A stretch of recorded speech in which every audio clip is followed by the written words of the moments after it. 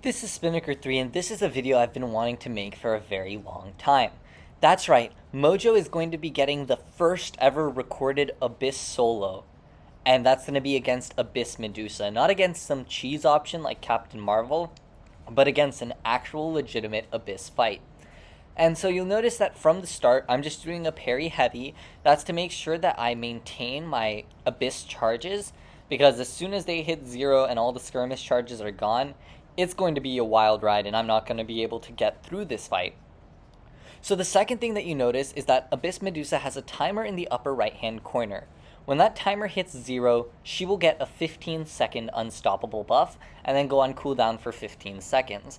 So I want to make sure that my anti-life field is up during that unstoppable buff triggering, because 15 seconds is a long time to have to play around an unstoppable buff.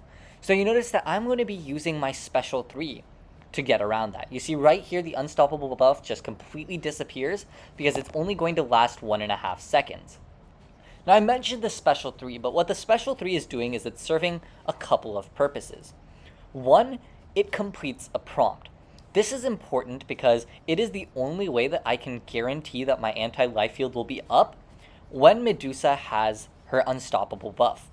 So you notice that I'm sometimes going to hold on to my 3 bars of power until her unstoppable buff is just about to trigger, and then I'll throw my special 3 to make sure that it disappears quickly. You'll see a few times in this fight where unfortunately that doesn't happen, and you'll see why I do it, because that unstoppable buff, like I said, pain to play around. Now you may also be noticing that Mojo's heavy attacks are putting an Incinerate on Medusa. That's because of the M.O.D.O.K synergy that I've brought along. And that M.O.D.O.K synergy is just putting an Incinerate that'll deal 80% of Mojo's attack in the Incinerate. It's just there for some extra damage, and I thought it would be a nice little bonus to have. Completely unnecessary for this solo, but like I said, nice to have. Now, after this special 3, what happens is there gets 5 passive degenerations placed on Medusa. Those degenerations are putting in a lot of work because they're doing damage to Medusa without me having to hit her, which is important when playing around the Abyss charges.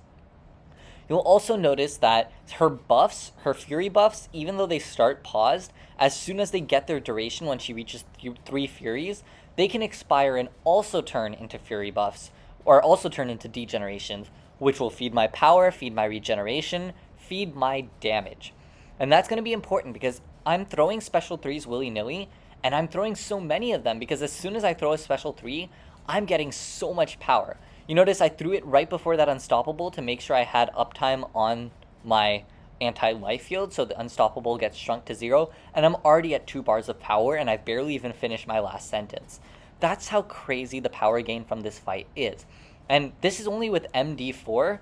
With MD5, Mystic Dispersion 5, this could have been much, much faster power gain to the special 3 as well. And I'm certainly not playing this fight perfectly. You notice this isn't the first time I've gotten hit. I've gotten hit a few times throughout, and honestly, I'd like to say it's showcasing the regen. It's not really showcasing the regen, but you know that, I know that.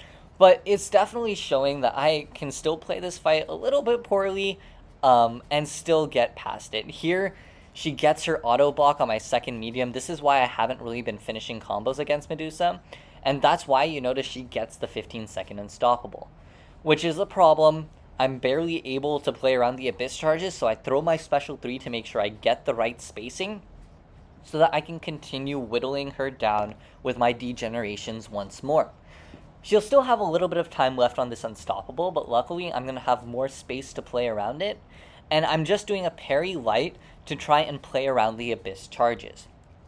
Now, one of the hardest things in this fight is probably baiting specials, so I'm just going to have to make sure that I stay on top of baiting the specials, even if it means I have to lose a couple of Abyss charges to fight me coward, just because Mojo is dealing so much damage in this fight that I'm not really worried about running out of Abyss charges. So right here, I throw my special 3, and I'm going to be completing the prompt once again, putting the degenerations on her. Like I said, it's a cycle that is just really fun to watch. So I'm going to just talk really quickly about why this is on the 7.3 beta. I am using the beta resources to do this fight because this is something I've been planning for a long time, but unfortunately my account just isn't prepared to take on Abyss. I have a rank 4 Aegon, And just from the few fights in the 7.3 beta I did to try and even get here in the first place, ramping up on rank 4 Aegon that's Sig 80 is just so many units, so many revives going down the drain that I do not want to even try doing that on the live server. But like I said, this is definitely a video I've been wanting to make for a very long time, and so I'm so glad I got to do it because I knew it had to be possible. In a fight with enough buffs, Mojo has plenty of damage to get around the opponent's abilities. He has the damage without actually having to hit the opponent, which is nice for conserving Abyss charges. But I just needed to find an opponent with enough buffs to capitalize on. And Medusa offered that perfect balance. Like, I wouldn't want to do this against Abyss Iron Man, say, just because Abyss Iron Man is a pain with all the power and stuff that you have to play around. But I really wanted to come and try it against a fight where Mojo would really shine. So just as a reference, my team going in here was Aegon and Heimdall. Heimdall just to provide a safety net in case I mess up in this fight, and I need that extra bit of health and indestructible because Mojo can heal back up from 1% for sure. I also brought along M.O.D.O.K, which is giving me that 80% Incinerate. And finally, I brought along Guardian. Now, Guardian, in my opinion, is a nice-to-have option for this fight, just because Mojo's block proficiency is low to begin with, and in a fight where I'm going to be doing a lot of parry heavy, it's really nice to have Guardian along, just to mitigate a lot of that block damage. So I noticed that another Unstoppable just went down the drain completely, and I just need to bait out this special 2 and I can continue the fight as normal. One thing to note is that even though Mojo's anti-life field sometimes is up when the Fury's unpaused, the duration of the Furies is determined by if the anti-life field was up when the Fury was actually gained. So you'll notice sometimes she'll have 3 Furies start ticking down but only 2 disappear. That's because the first Fury went up when my anti-life field wasn't up, if that makes any sense. Just an interesting interaction, but it also means that I have to be careful about the auto block in this fight. So that's why you notice I'm not going to really be finishing up too many combos, and that's why it makes more sense to go for a parry heavy. I mean, not just the fact that parry heavy will conserve Abyss charges, but also the fact that parry heavy is just an easy way to ensure I don't get auto blocked. And right here, you notice I got the prompt back into a corner. That's why having the special 3 banked helps. It lets me complete the prompt instantly without having to actually back Abyss Medusa into the corner.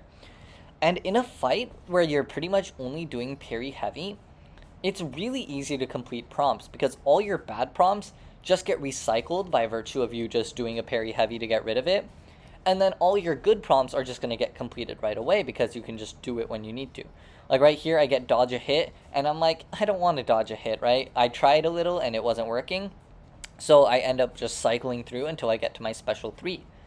Now it's worth noting that Abyss Medusa just ran out of her first set of charges, and she's more than halfway through her health. So I am pretty confident that Mojo is able to finish this off. I just have to make sure I play it well. And that is easier said than done, because once she gets rid of her first set of Abyss charges, she's going to get very aggressive. And when she gets very aggressive, it sometimes gets a little bit harder to predict, like right here where I go for a block and she just throws a heavy right after a combo, which I most definitely was not expecting. Luckily though, Mojo does have a nice base regeneration that can help me mitigate a lot of the damage that I've taken, because every time a buff expires on Abyss Medusa, I'm going to get back 3% of my missing health, and the lower I get, the more sustainable that regeneration becomes. And because there are a ton of buffs expiring on Abyss Medusa, I'm going to be safe here. You notice I get down to 3%. Luckily, Heimdall did not trigger, but boy was I scared right here. 3% is very low to get to, so I need to play the rest of this fight very safely. But just watch my health bar here. I have reached 3%, right? I have reached a pretty far low, so I need to make sure that I maintain this health, which means I'm going to probably have to do a bit less parrying until I'm sure that I am safe. But look at that. I barely finished that last sentence, and I'm already almost getting topped up to like 20%. That regeneration, even though it seems like a little when you're pretty high up, once you get low in your amount of health, it becomes quite significant. So It's just a really nice regeneration to have. And so Mojo is the king of regeneration and degeneration right here. Maybe not so much regeneration, but certainly the degens, because they are ticking her down like crazy. Now, I will say, full disclosure, I did have a 30% boost just because when I was ramping up with my rank 4 Aegon, I kind of needed that 30% boost for him to output at a level that would make that ramp up not feel as tedious. Because getting through Abyss Quake, Abyss Omega Red, and Thing all took a lot of time and patience. Even though I had infinite revives just from being on the 7.3 beta, it was still very frustrating. So I am technically using a boost here. But right here, you notice I just take the entire special 2 on the block because I know I have enough health to tank it, and I didn't want to try and miss out on a dex when she's already so close to dying. Because if I miss a dex on that special 2, it's lights out. Like, Heimdall can save me, but I don't want to even try going that low. I'd rather just play it safe, take the whole thing on block because there's only 10% left. So right here, I'm nearing the home stretch. It's been about 10 minutes in the fight, and she's almost done, which is fairly good for an Abyss fight, in my opinion. I mean, granted, there's a region people are not using Mojo in Abyss, and I completely understand that. I'm not trying to use this video to say Mojo is the next best Abyss option or anything, but I did want to show just how fun he can be and what he can do in the right scenario. Because being able to solo an Abyss fight is still a significant accomplishment.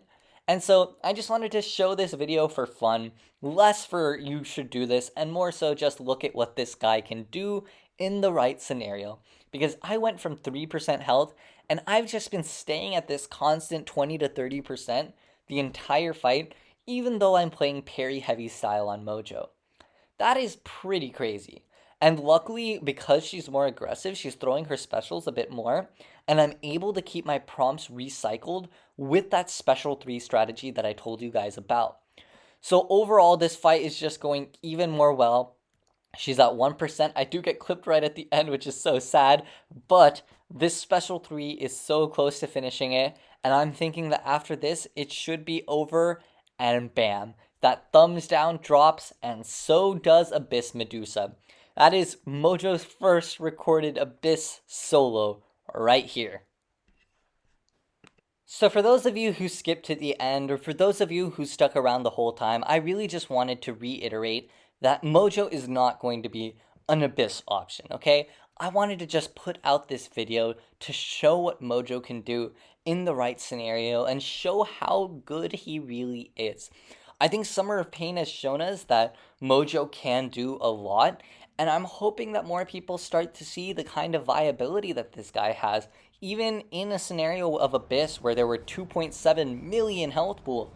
Mojo was able to drain it down without getting rid of all his Abyss charges. So if you enjoyed this video, please leave a like, comment on what you thought of it. I know this is a kind of different video for me to be making, but I was still glad to make it in the first place. And subscribe if you want to see more, and I'll catch you later.